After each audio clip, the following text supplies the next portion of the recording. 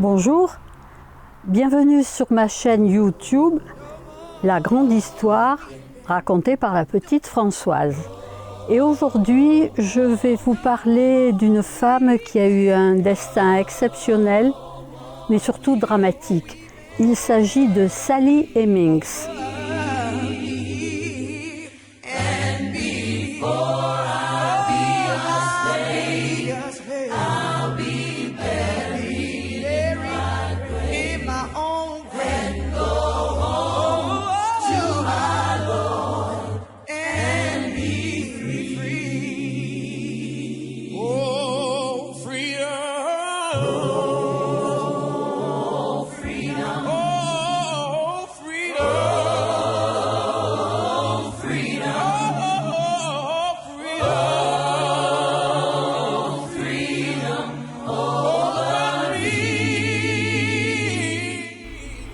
Sally Hemings était noire, c'était une esclave.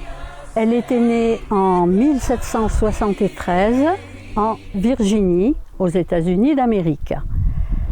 Son père était blanc, son grand-père était blanc, mais sa mère et sa grand-mère étaient noires.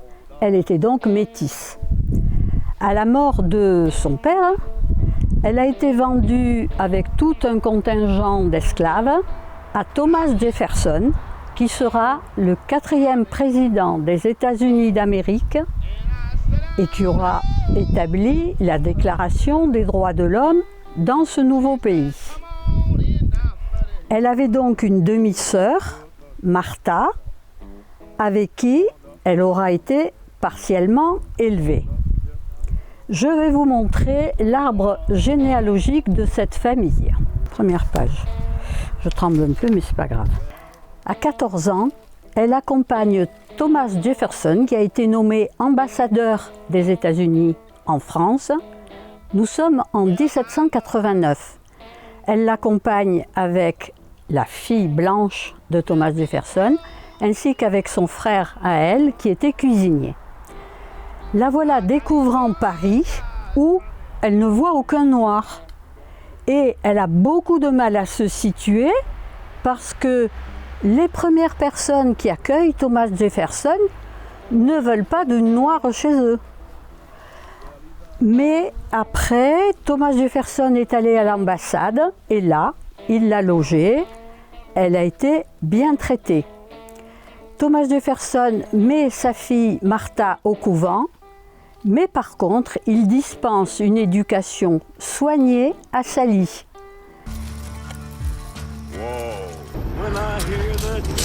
Si j'étais à ta place, j'irais prendre ce chaud manteau. Elle apprend à coudre, à écrire, à lire. C'était interdit d'enseigner aux esclaves. Elle apprend à bien se tenir, elle apprend à avoir de la conversation et elle découvre Paris avec ses parfums de liberté tels qu'on pouvait les connaître en 1789. Et elle adore sa vie là-bas. Mais au bout de 3 ans, il va falloir regagner les États-Unis d'Amérique. Entre-temps, quand elle a 14 ans, Thomas Jefferson en a 45, il l'invite à partager son lit. Sally Hemings est enceinte et par peur, elle s'enfuit de l'ambassade. Mais Thomas Jefferson tombe malade et il exige son retour. Donc, elle revient auprès de lui et il lui promet, bien sûr, de la libérer dès qu'ils seront rentrés en Amérique.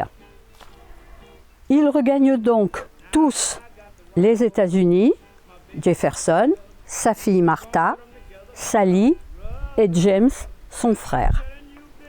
Ils sont installés dans la grande maison de Monticello où la mère de Sally la rejette absolument.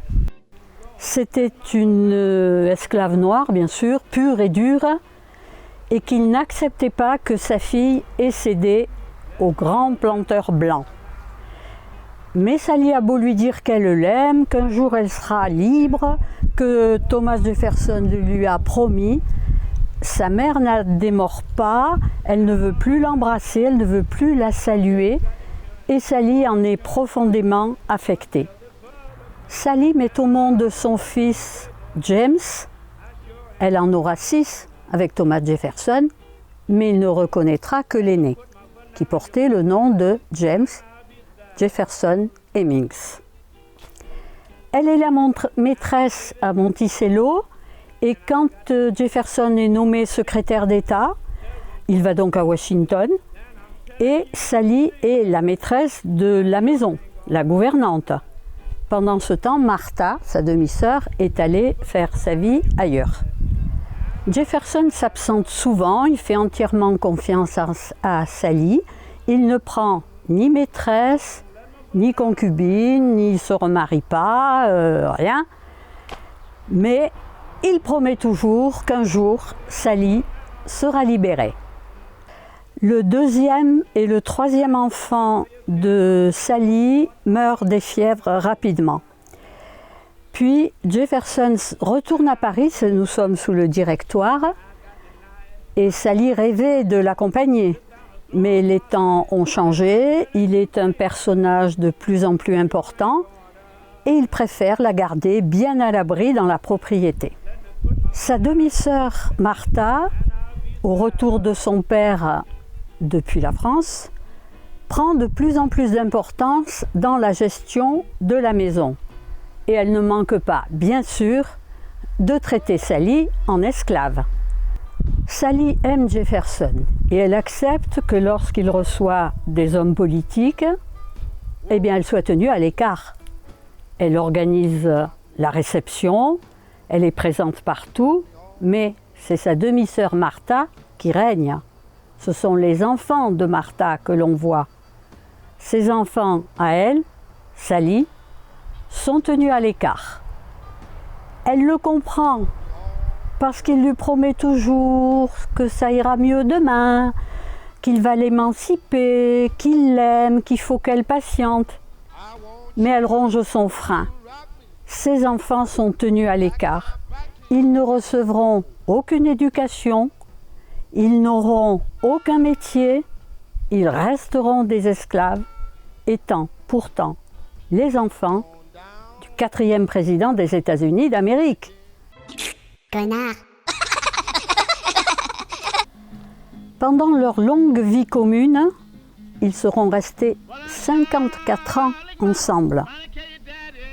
Toujours Jefferson lui tient des propos qui l'empêchent d'être digne.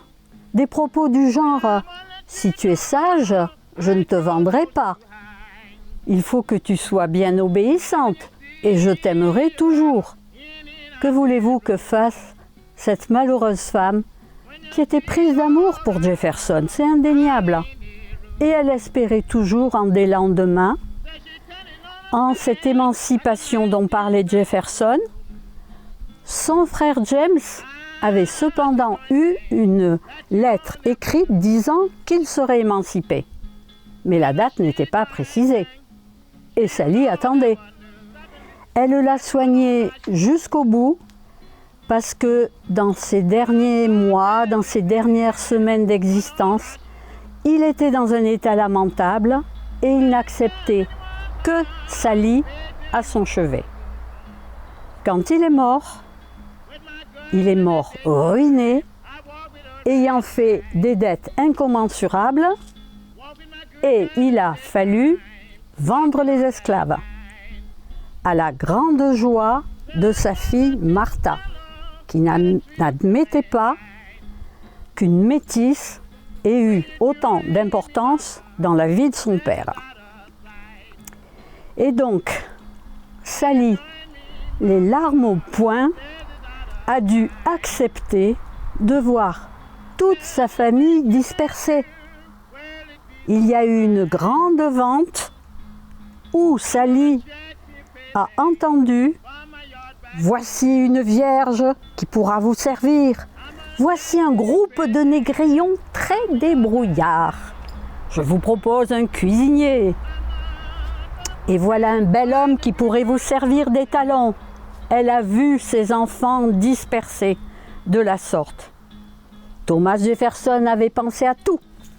Il avait un grand cahier dans lequel il avait marqué que une de ses filles, née de Sally, et 2 de ses garçons avaient tenté de s'évader. Tout ça était marqué. Et nous avons la liste de tous ces esclaves, il y en avait 130, avec chacun le prix que leur maître Thomas Jefferson leur avait attribué. Et croyez-moi, ces enfants n'étaient pas mieux lotis que les autres, au contraire. Ceux avec lesquels ils ne s'entendaient pas trop étaient d'un prix dérisoire, et on savait ce que ça voulait dire. Les esclaves qui ne valaient pas cher, on leur faisait faire les plus basses besognes. C'était épouvantable pour Sally qui, en tant qu'esclave, a dû assister à cette vente ignominieuse. Pour elle, il l'avait marqué qu'elle coûtait 50 $, ou, si elle n'était pas vendue, il avait précisé qu'elle serait libérée 3 ans après sa mort. Évidemment, sa demi-sœur n'a pas pu la vendre. Au bout de 3 ans, elle a proposé à Sally d'être émancipée. Sally a refusé. Elle a demandé juste à avoir une toute petite maison, bien à l'écart de Monticello, où elle a pu tenir 10 ans après la mort de Jefferson. Elle a tenu dans la dignité. Il y avait quelques personnes qui lui portaient à manger. Ses enfants, enfin 2 enfants, ont pu de temps en temps la visiter. Elle n'a rien demandé. Elle a gardé sa dignité jusqu'au bout. On n'a jamais pu lui arracher un mot de haine vis-à-vis de cet homme qui l'avait traité de la sorte. Cet homme, 4e président des États-Unis, qui a sa statue partout, tenait de beaux discours sur l'émancipation des Noirs, mais il a aussi fait des écrits dans lesquels il se disait persuadé que les Noirs ne pourraient jamais faire partie de la nation américaine. Il a fait de savants calculs que je vous montrerai pour préciser à partir de quand pouvait-on espérer qu'un noir soit assimilé à un blanc. Est-ce que c'était un quart du sang? Est-ce que c'était un 16e? Est-ce que c'était plus que ça? Il a fait des opérations arithmétiques géniales, mais il n'est pas arrivé à de vraies conclusions, sinon que le noir ne ferait pas partie de ce pays. Parce que il faut aimer se faire haïr, trouver bon d'être méchant. Ouh, la foule est pleine de gens d'ici, mais il paie pour voir du sang. Oui, on est l'as, le roi, le king, quand on est le méchant du ring. Une fois qu'on se pue, on ne change jamais, c'est si bon d'être si détesté. Pour les chroniqueurs de l'époque, Sally a été appelée l'ombre de Jefferson. N'acceptons jamais d'être l'ombre de quelqu'un. Pour vous raconter la vie de Sally Hemings en quelques minutes, je me suis appuyée sur l'ouvrage de Barbara Chase Ribou, La Virginienne, que je vous invite à lire. C'est, à ma connaissance, la seule biographie complète de Sally Hemings. Si cette vidéo vous a plu, je vous invite à la partager, à faire des commentaires, si possible positifs. J'espère vous avoir intéressé sur une héroïne méconnue et dont le destin est tout de même bouleversant. S'il vous plaît, mettez un pouce bleu